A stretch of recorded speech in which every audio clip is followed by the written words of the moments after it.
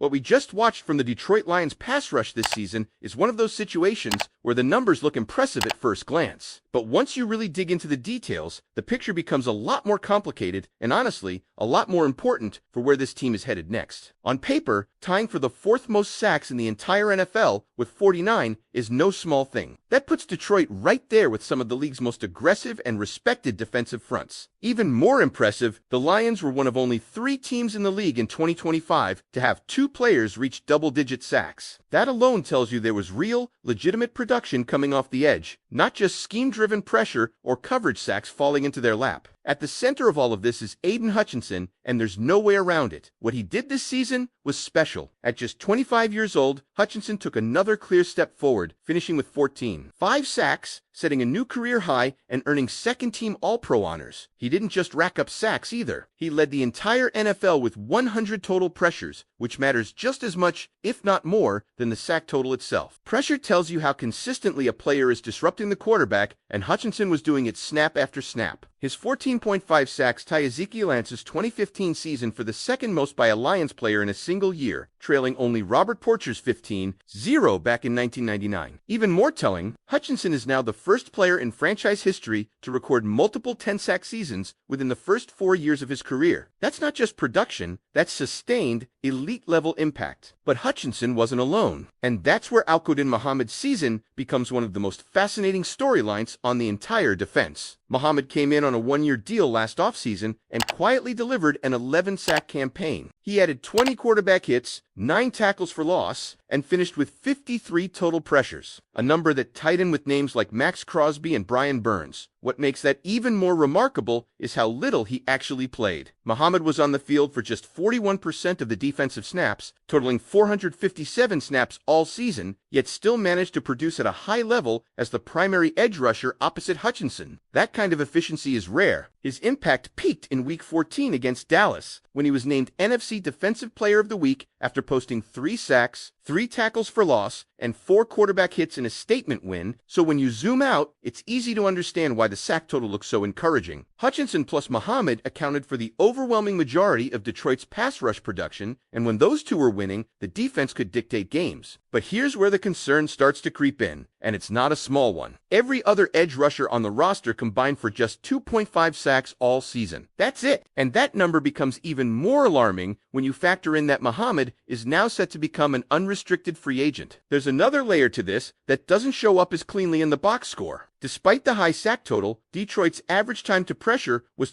92 seconds, which ranked dead last in the NFL according to Next Gen Stats. In other words, opposing quarterbacks often had nearly 3 full seconds to throw the ball before feeling pressure. That's an eternity in today's NFL. It means that while sacks were happening, they weren't always coming quickly enough to disrupt timing-based passing offenses. And you see the result of that in the numbers. Opposing quarterbacks finished the season with a 9.5 passer rating against Detroit's defense, ranking 19th in the league. Muhammad's individual profile also adds complexity to the decision the Lions face. While his pass rush production was strong, most of his reps came specifically as a rusher. His Pro Football Focus run defense grade of 59.3 ranked 85th among edge defenders with at least 200 snaps, and his final pass rush grade of 71.9 ranked 40th. That doesn't erase the sacks, but it does raise questions about sustainability, especially considering he'll turn 31 in March and played less than half of the defensive snaps this season. So now the Lions are staring at a pivotal offseason decision along the edge. Muhammad, Marcus Davenport, and Tyrus Wheat are all free agents, with Muhammad and Davenport unrestricted. Wheat, meanwhile, showed some intriguing movement skills and finished 3rd on the team in special teams tackles with 11, giving him some developmental upside. Brad Holmes has already acknowledged that the position will need to be addressed again, making it clear that replenishing talent opposite Hutchinson is not optional. This is where everything starts to connect: the production, the efficiency concerns, the contract situations, and the long-term vision of this defense.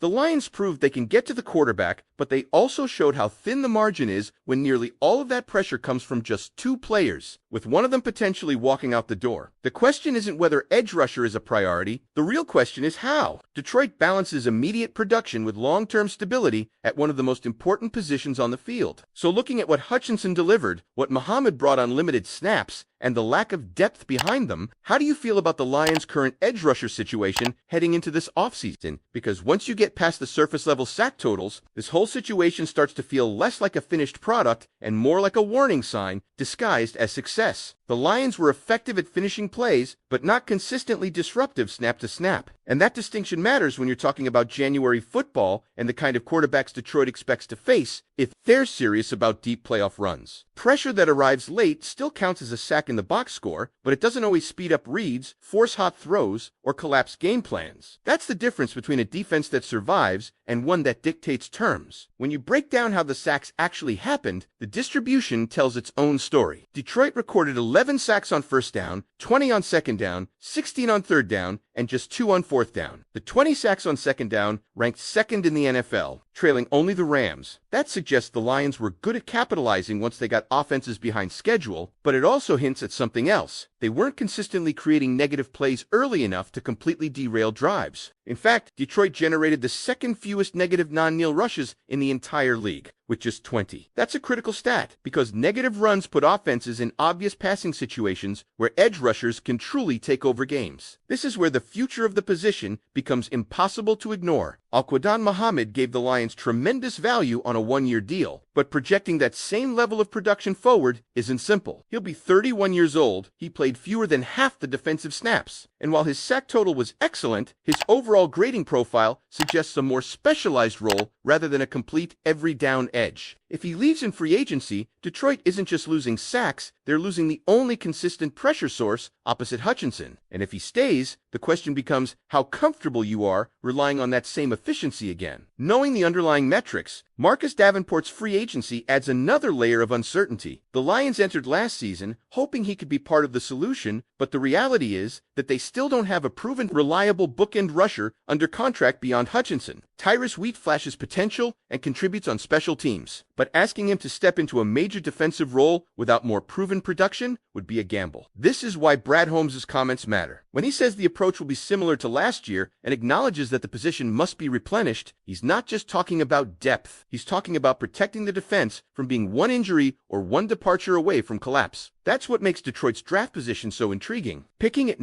17 puts the Lions squarely in range to address the position without forcing a desperate reach. This draft class may not be loaded with a single elite, can't-miss edge rusher at the very top, but it's deep. And depth matters when you're trying to build waves of pressure rather than relying on one star to do everything. The Lions have the flexibility to add a young edge who can rotate early, develop behind Hutchinson, and gradually take on more responsibility rather than throwing a rookie into the fire and hoping for instant dominance. And that's the broader philosophical question Detroit has to answer this offseason. Do they try to replicate last year's Formula One elite cornerstone in Hutchinson, one veteran producing efficiently on limited snaps, and hope the rest holds together? Or do they take a more aggressive step toward building a deeper, faster, more disruptive front that can win early downs and shorten games? The difference between those two approaches could define how far this team goes next season. Because make no mistake, Hutchinson has shown he can be the centerpiece of a championship-caliber defense. What he needs now is help that shows up consistently, not just in flashes or on obvious passing downs. The Lions are close, but close in the NFL is often the most dangerous place to be. It can trick you into thinking a problem is solved when it's really just being managed. That's why this edge rusher conversation isn't just an offseason storyline, it's a measuring stick for how serious Detroit is about taking the next step.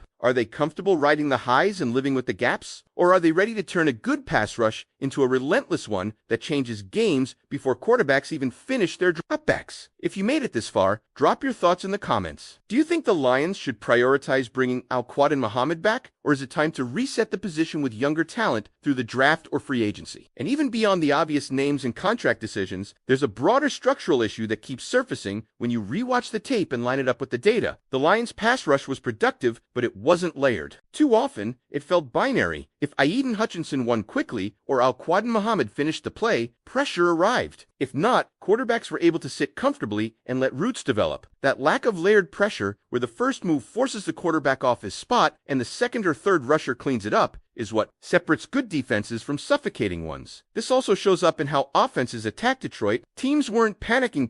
They weren't consistently sliding protection away from Hutchinson and living in fear of who would beat them on the other side. Instead, they trusted that if they handled Hutchinson well enough, the pocket would mostly hold. That's not an indictment of Hutchinson, it's a reflection of how much responsibility he carried. When one player becomes the entire plan, even elite production can start to feel fragile. And that's why the idea of just replacing the sacks misses the point. The Lions don't simply need another player who can stumble into 8 or 10 sacks over the course of a season. They need someone who can consistently win early in the down, threaten protections, and force offenses to make uncomfortable choices. That kind of presence changes everything for a defensive coordinator. It unlocks more aggressive coverages, creates more one-on-one opportunities inside, and reduces the strain on the secondary over the course of a long season. There's also the question of sustainability. Hutchinson played at an incredibly high level, but expecting him to lead the league in pressures year after year without meaningful help is asking a lot. Defenses around the league will continue to study his tendencies, build game plans around him, and test how much Detroit is willing to rely on him. The Lions' response to that reality will tell us a lot about their long-term vision. Are they comfortable riding a superstar until the wheels fall off, or are they building an ecosystem that makes everyone more dangerous? This is where depth becomes more than a luxury. Injuries happen, slumps happen. Game plans neutralize even the best players. When that moment comes, the Lions need answers, not hope. And right now, outside of Hutchinson, those answers are mostly hypothetical. Tyrus Wheat has traits. There are young rotational players who could grow, but potential only matters if it's developed and deployed intentionally. So as the offseason unfolds, every move at edge rusher will carry weight. Resigning a veteran sends one message. Drafting early sends another.